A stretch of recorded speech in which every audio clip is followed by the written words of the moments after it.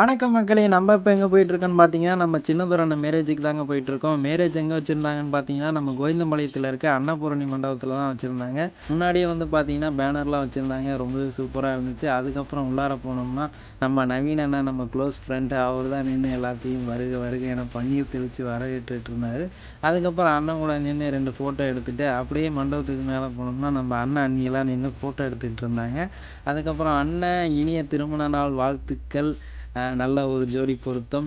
பத்திரிக்கையில போட்டிருக்க குறள் மாரியே அன்பும் மரணும் உடைத்தாயின் இல்வாழ்க்கை பண்பும் பயனும் அது அப்படின்னு சொல்லிட்டு உங்களுடைய இல்வாழ்க்கை நல்வாழ்க்கையாக அமைய இந்த தம்பியோட மனமார்ந்த வாழ்த்துக்கள்னு சொல்லிட்டு அதுக்கப்புறம் அண்ணன்கிட்ட சொல்லிட்டு இருந்தேன். அண்ணன் என்னப்பா கண்ணு ரொம்ப நாளாக வீடியோஸே வரதில்லை அப்படின்னு சொல்லிட்டு இருந்தாரு.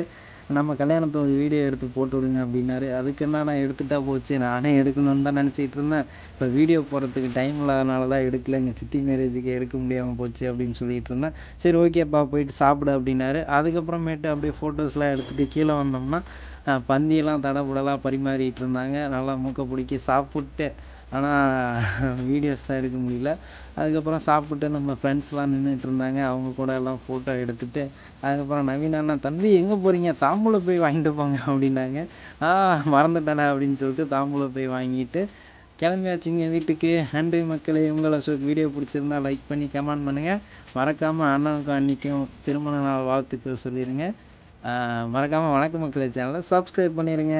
நன்றி மக்களே!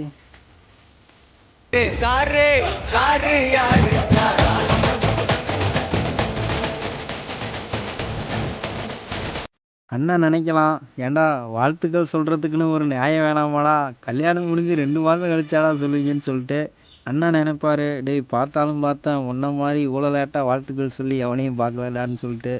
சாரிண்ணே, சாரி ஃபார் லேட் விஷஸ். சரி கையோட கேட்டாடுறேன், திருமண வாழ்க்கைலாம் எப்படி போயிட்டுருக்குது, கல்யாணம் பண்ணலாமா வேணாமா? நன்றி மக்களே! உங்களை என்னென்ன சொல்றான் பாருங்க, கம்பி கட்டுற கதையெல்லாம் எடுத்து போடுறாங்க.